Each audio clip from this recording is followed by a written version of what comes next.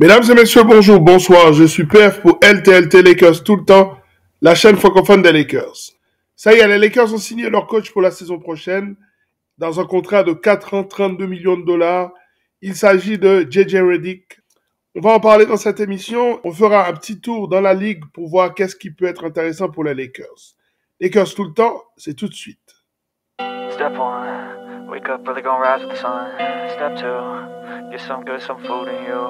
Step three, think real hard about what you wanna be. Step four, fuck everybody, just do your thing. Wake up, today's gonna be a good day. Wake up, today's gonna be a good day.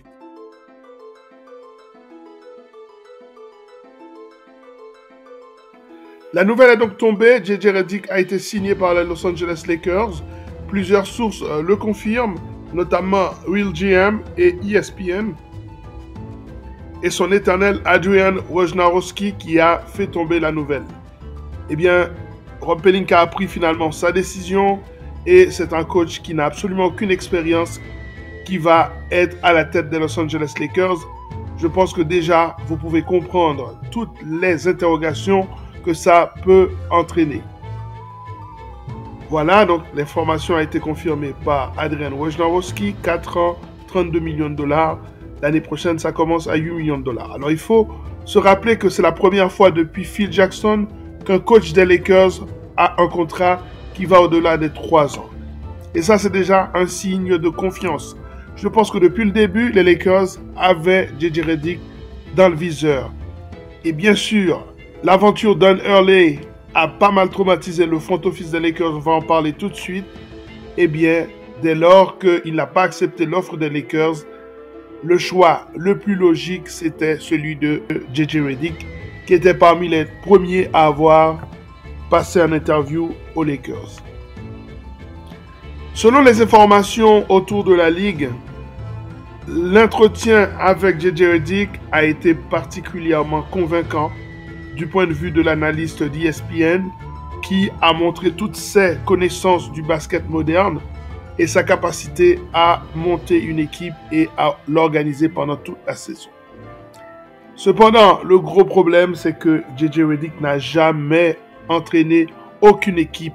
Il n'a jamais coaché, ne serait-ce qu'à un niveau extrêmement bas. À part son fils, il n'a pas d'expérience de coaching.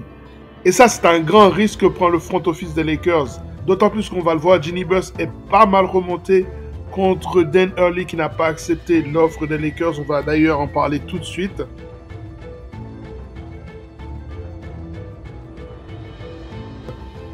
Avant ça, parlons de Magic Johnson qui, une fois de plus, a donné une réponse pleine d'hypocrisie où il n'a pas vraiment pris de position, où il pense que ça peut marcher en gros, que le profil est intéressant.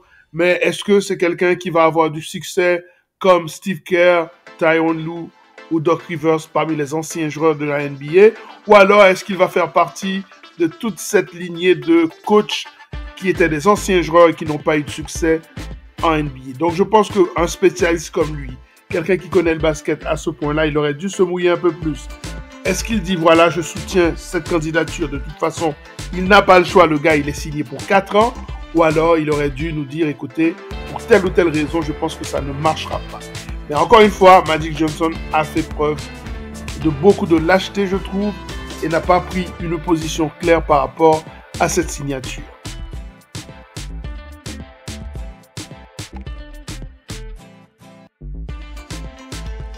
Alors, je reviens sur cette information. Jeanie Buss est particulièrement déçue de la décision de Don Hurley de ne pas accepter l'offre des Lakers. Et je pense que ce qu'elle pense, c'est un petit peu ce que nous on pense aussi. Les Lakers ont été utilisés comme levier dans sa négociation avec UConn.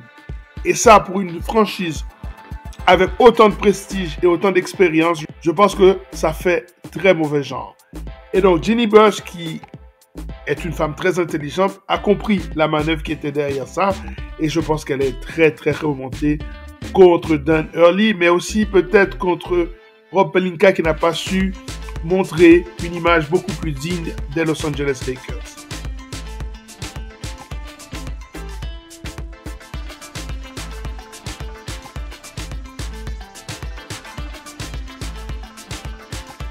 Petit tour dans la ligue pour se rendre compte que l'un des free agents, Malik Monk, et pourquoi ça nous intéresse? Eh bien parce que justement les Lakers voulaient peut-être faire revenir Malik Monk. Eh bien non, il a signé une prolongation de 4 ans, 78 millions de dollars.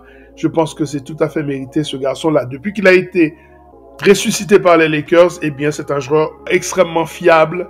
Eh bien les Sacramento Kings ont eu raison de le signer pour 4 ans.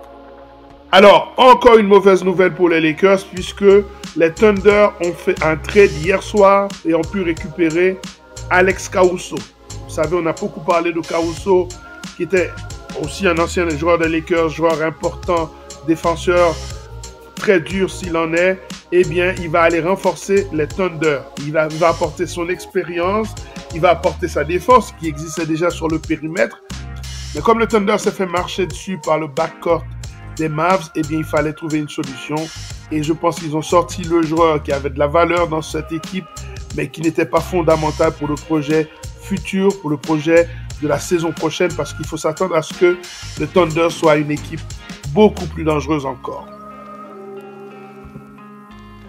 Alors, une possibilité, puisque cette information, me semble-t-il, peut nous intéresser, puisque le poste 5, c'est celui sur lequel il faut absolument se renforcer, eh bien, quelqu'un qui a déjà joué aux Lakers, Brook Lopez, serait sur la ligne de départ. L'équipe des Bucks serait prête à le trader. Alors, la question, bien sûr, c'est qui peut-on offrir aux Bucks? Peut-être un package autour de Rui Hachimura pourrait faire l'affaire. Mais en tout cas, il va falloir garder cette option-là en tête parce que Brook Lopez, c'est l'un des meilleurs pivots qui existent encore en NBA aujourd'hui, surtout dans le secteur défensif. Donc voilà, c'en est terminé pour cette émission consacrée à toutes ces informations autour des Los Angeles Lakers. Nous ferons un tour de la NBA encore pour voir les projections pour la draft qui arrive. Vous savez que c'est très important pour les Lakers, ce sera le 26 juin prochain. À très bientôt sur cette chaîne pour une nouvelle émission consacrée à cette franchise mythique. À très bientôt. Ciao.